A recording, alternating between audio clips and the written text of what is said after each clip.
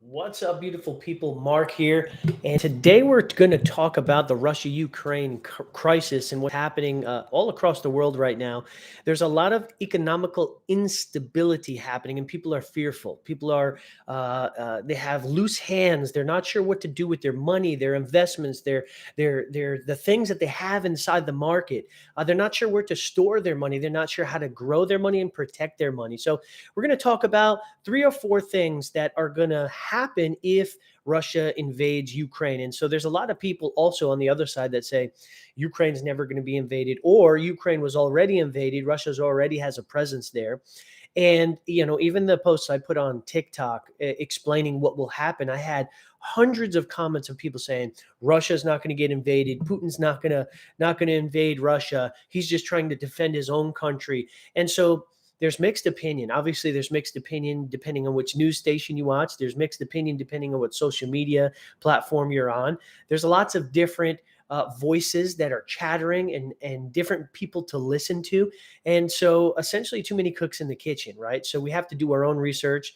We have to look at a broad range of different outlets and news outlets and publication outlets to learn different information so that we're not just learning from one platform that could be potentially biased to one side or the other. But what are the severities of Russia invading Ukraine and what could potentially happen to the market here in the United States? Well, there's a few things that could happen. If Russia further invades Ukraine and tries to take over, they will be hit with large sanctions. Sanctions is going to be something that is going to hurt Russia in the long term, and then there's going to be retaliation because of those sanctions that Biden could potentially put on them. Russia will then cut off gas and oil, right? So Russia right now is the second largest producer of gas and oil, which goes all across the world, especially to Europe. Now, if Russia cuts off gas and oil, what's going to happen to the supply and demand? The supply is going to go down, the demand is going to go up. And what's going to happen to oil prices? Crude oil is going to end up skyrocketing here in the United States and across pretty much the world. And so that right there, when gas prices go up, that's what's going to hit home the most for the average American, the average person. People may not necessarily be in stocks, so they may not have that, that correlation of when the stock markets are unstable and markets go up and down, but they do get gas every single day. So the average person is going to see their gas price go from $3.50 to $5.75 or more. In California, it's over $6 in some parts already. And so that right there is going to cause panic. When panic sets in, what's the next thing that people tend to do? They go to the gas station, then they go to the grocery store. We saw what happened in the pandemic of 2019 or 2020, that people went and rushed and bought toilet paper. We ran out of toilet paper. We had a nationwide crisis of toilet paper, for all things. People went and stocked up on toilet paper and water and hand sanitizer and all these different things, and it caused a little bit of a crisis to happen in our supplies in the stores. And so that right there further pushed more chaos in our communities. The third thing that will happen is once they cut off oil and panic starts to set in, what's going to happen is people who are invested in the markets are going to start to pull their money. So whenever there's fear in the market, there's going to be fear coming and going into investments. People are going to get nervous. They're going to want to pull their funds. They're not going to know what's going to happen further. They don't want 2008 to reoccur all over again and the market to crash, the housing market to crash. So there's a lot of speculation. There's a lot of FUD, fear, uncertainty, and doubt that's going to take place. And when that happens, people tend to pull. They tend to grab their money and hide it, right? Whether they place it in another alternative retirement plan or vehicle, or just take it out of the market completely. There's a couple places that you can put it to preserve and protect and still continue to grow it. Those things are something like, indexed annuities are a great place to take your funds, roll it over, penalty tax free into an annuity. It protects it because there's a 0% floor. So you never lose, no matter if the market crashes or not. Your money stays at it hits a bottom. It stays at a 0% floor, never loses. And then when the market picks up again, your money continues to grow. So index annuities are a great alternative.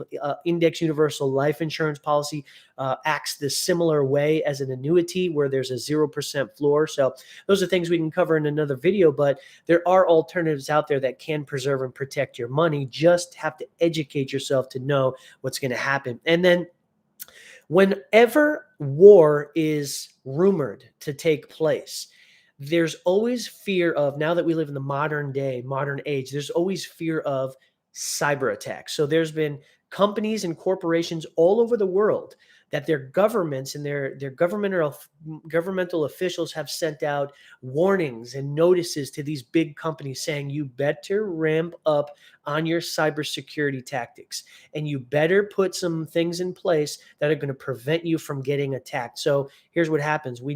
There's hearsay, there's rumors, but Russia has definitely attacked the United States with cyber attacks before. America has probably done it to other countries before. China's done it to us before. So this is kind of like a cyber war we're playing, right? It may not be with bullets and bombs at this point.